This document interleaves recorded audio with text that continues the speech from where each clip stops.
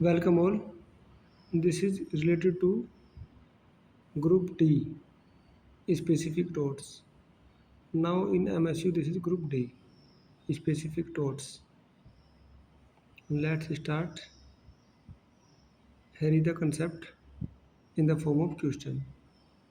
First, the right to property is an absolute right. It is sometimes violated by trespassers.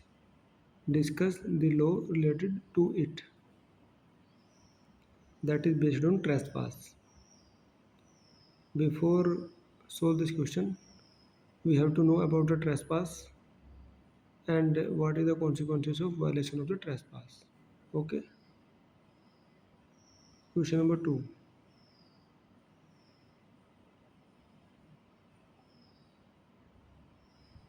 जन विश्वास के सिद्धांत को विस्तार से समझाएं. That is on public trust doctrine. तो इसको अच्छे से देखना है. पब्लिक ट्रस्ट डॉक्ट्रिन को गूगल पे जाकर सर्च करके बुक से एआई के माध्यम से कहीं से भी पूरा डिटेल इकट्ठा करके हम इस क्वेश्चन को आसानी से इजीली आंसर बना पाएंगे. 3. इस वीडियोज में डिस्कस का केवल इतना उद्देश्य है कि विद्यार्थियों को पता चल जाए क्वेश्चन किस तरह से आ रहा है. Law of torts is a growing law. ये इंपॉर्टेंट क्वेश्चन है. Which torts are growing right now in India, discuss them in brief. तो सबसे पहले तो पता होना चाहिए कि व्हाट इज टॉर्ट और कैसे इवॉल्व हो रहा है, ग्रोइंग हो रहा है, और अब नए नए टॉर्ट्स कौन से आ रहे हैं. 4. ये लापरवाही से संबंधित है, बड़ी important. Nuisance, negligence, that is related to negligence. Negligence and nuisance both are very important. लापरवाही को परिभाषित करें. चिकित्सकीय उपेक्षा को निर्णित वादों के माध्यम से विस्तार से समझाएं. तो जो मेडिकल नेग्लिजेंस है उसके ऊपर ना काफ़ी लीडिंग केसेस है. आप एआई पे जाकर के वहाँ पे राइट करेंगे leading cases related to medical negligence in tort, तो केस की लिस्ट हो जाएगी. उसमें से लगभग 5 या 10 केस तो याद करने ही होंगे. To attempt this question. 5. शारीरिक अतिक्रमण को विस्तार से निर्णित वादों की सहायता समझाइए. ये भी टॉर्ट का ही है, एक टाइप. ट्रेसपास टू पर्सन, पहले आया था वो ट्रेसपास टू प्रॉपर्टी, अब आ गया ट्रेसपास टू पर्सन. 6 पे देखिए. Environmental torts are growing rapidly. ये नया फॉर्म है टॉर्ट्स का, इन्वायरमेंटल टॉर्ट्स, और ये ग्रोइंग हो रहा है तेजी के साथ. How we can control them in India. उसको कंट्रोल करेंगे इन्वायरमेंटल टॉर्ट को. Very new question, very important question. इसको अच्छे से नोट करें, इसका आंसर खोजने का प्रयास करें. 7.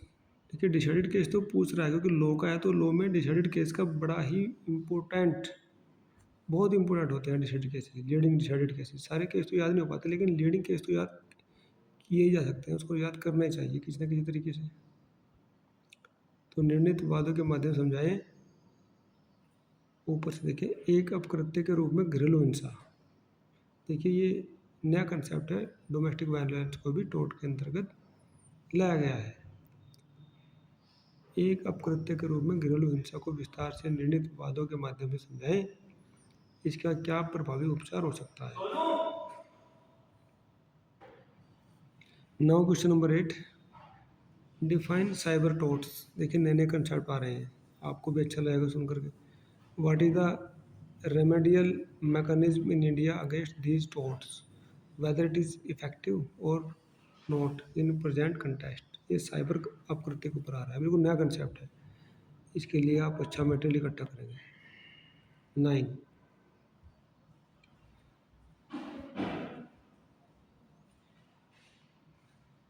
उपताप, मैंने कहा था ना कि नेग्लिजेंस एंड न्यूसेंस दोनों इंपॉर्टेंट है. नेग्लिजेंस तो ऊपर आ गया, न्यूसेंस यहाँ पे आ गया.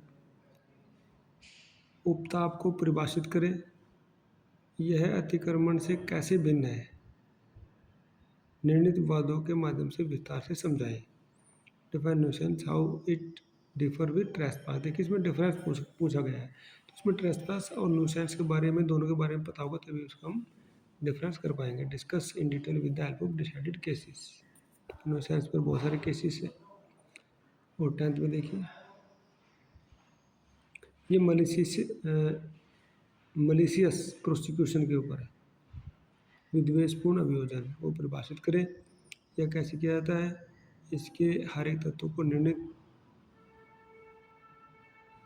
वादों के माध्यम से विस्तार से समझाएं। तो मलिशियस प्रोसिक्यूशन भी एक टोर्ट है, एक काइंड ऑफ टोर्ट।